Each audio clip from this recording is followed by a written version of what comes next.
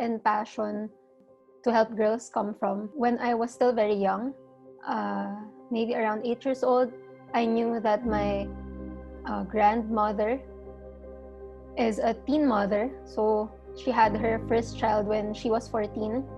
And then that aunt also had her first child at the age of 17. So it's a spark in me to think that do really girls need to be moms at a very young age?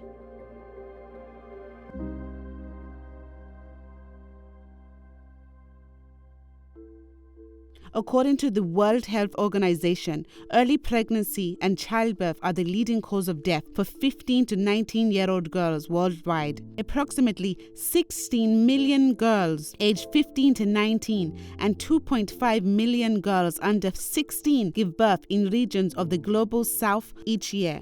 About 3.9 million girls aged 15 to 19 undergo unsafe abortions. Ola Alua Abogan is a lawyer, women's rights activist, and founder of the Nigerian NGO Girl Pride Circle.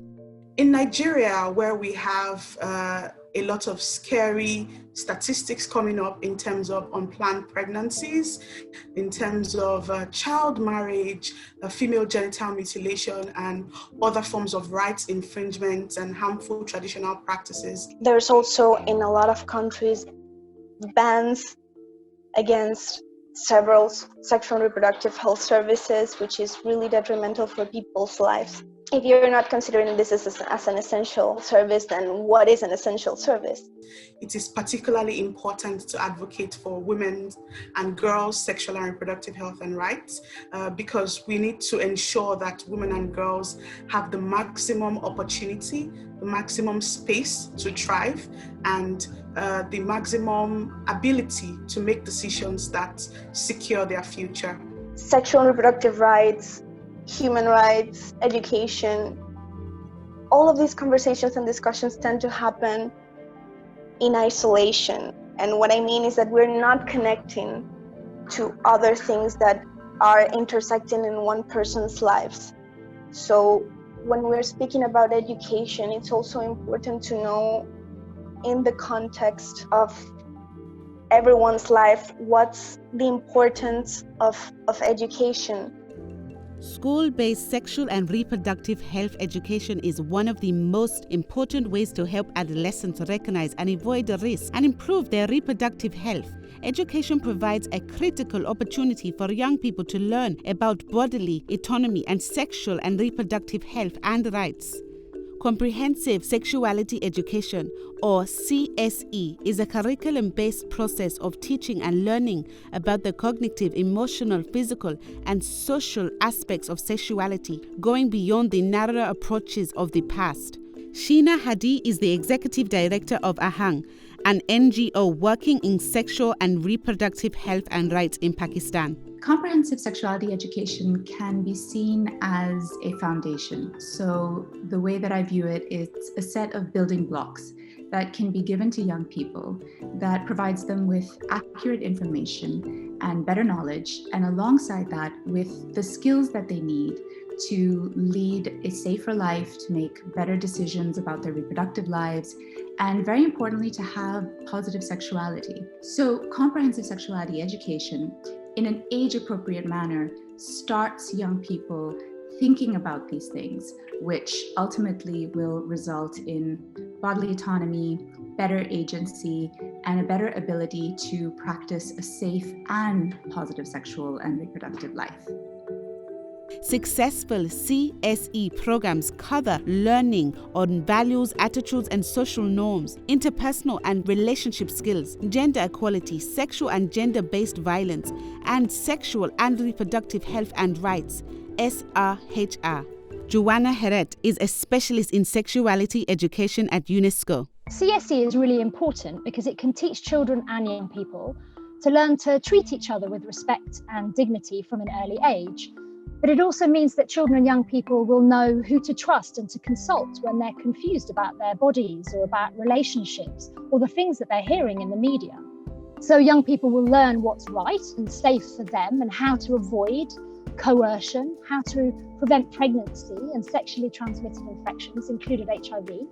And it will also really help to promote gender equality, which is a really critical issue for all of us in all of our societies. I think that it's important for girls and young women to have access to accurate information about their sexuality and to be able to stand for their sexual and reproductive health and rights, because it influences a whole lot of other dimensions of their life, their economic rights, their ability to make decisions, their health. Everything is tied to SRHR as a central part of human rights of women and girls in particular. The major barrier to sexuality education, I think, is actually quite similar the world over. So in speaking to other specialists and other organizations and people working on sexuality education, whatever the context is, it tends to be that the barrier is about adults having discomfort about giving information to young people because of the fear that it will result in unsafe sexual practices. Whereas we know from data and we know from research that this is actually the opposite, that young people who have better knowledge, have information, and have soft skills to practice that information actually tend to be safer in their behaviors.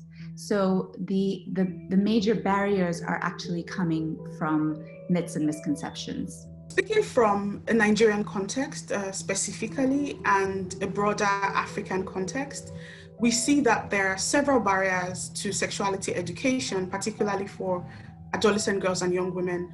For instance, we are, as advocates, we are up against a lot of deep structures, sociocultural norms that are centuries old, beliefs and attitudes that are geared towards regulating how women express their sexuality, how women are able to exercise decision-making over their bodies. It's an important issue in the Philippines because they think it's still a first world issue. Why do you tackle this when people are hungry? Why do you tackle this when people are dying because of the pandemic? But they don't realize that bodily autonomy and SRHR are actually forms of, self-actualization. And when we self-actualize, especially for adolescent girls and women, we assert our rights, not only for our bodies, but for our future. There's another challenge which is more practical, which is just making sure that teachers are really well equipped and confident to be able to teach these subjects. Many of us feel naturally a little bit cautious when we talk about our bodies or about relationships. And so sometimes it's easier just to package those messages in the biology lesson, for example, and just talk about reproduction in an abstract way. But it is important to make sure that we talk about relationships and we give young people the opportunity in the classroom for discussion and to ask questions which may be in their minds. Clearly, there are many obstacles to effective implementation of CSE, even when a national curriculum is in place. How can these barriers be overcome? And so we can only make sure that those questions are well responded to if we make sure that teachers themselves have the information which they need, but also the confidence and the wherewithal to be able to deal with those more sensitive discussions in a healthy and open way in the classroom. I think it is absolutely possible to overcome the barriers to comprehensive sexuality education. A lot of those barriers are coming because there is an assumption about what the content is.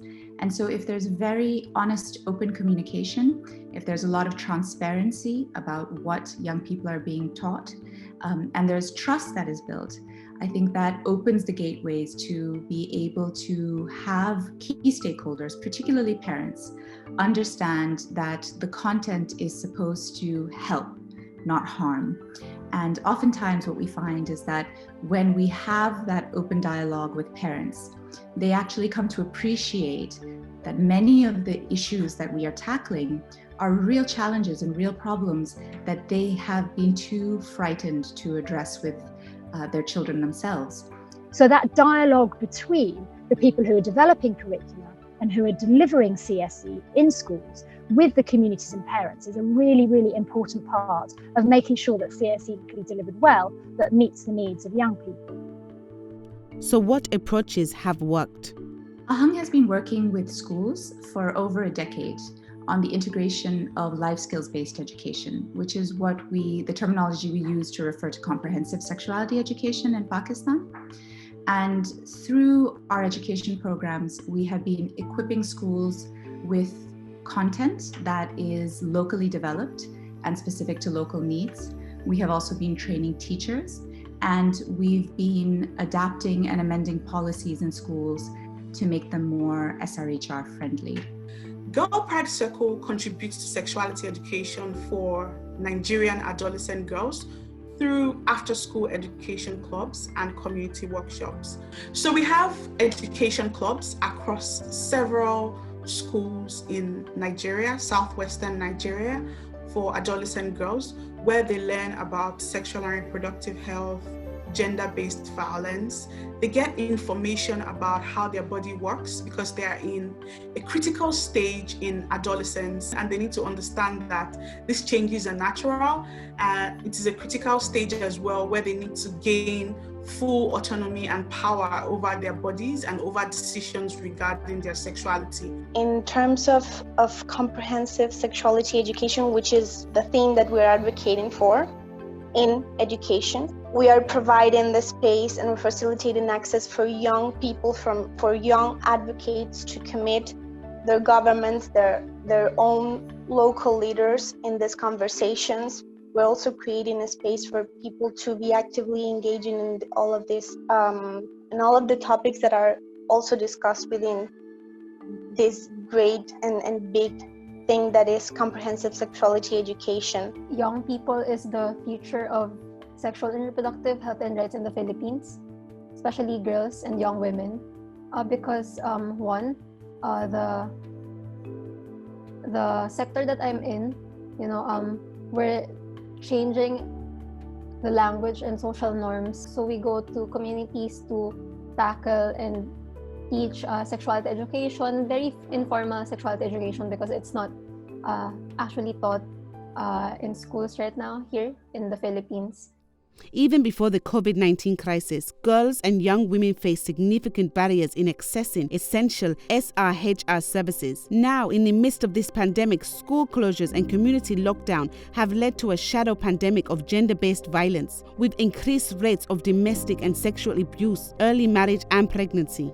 Because of this pandemic, a lot of interventions are not reaching girls and young people because apparently 21 and below are not allowed to go out. So it was really hard for us as well to give the usual things that we do to go to the communities is not actually feasible right now. COVID will definitely leave a huge and negative impact in a lot of people in terms of exercising their bodily autonomy because of sexual and reproductive health services not considering as essential, because youth and adolescents and children are not able to go to school. They're being left out.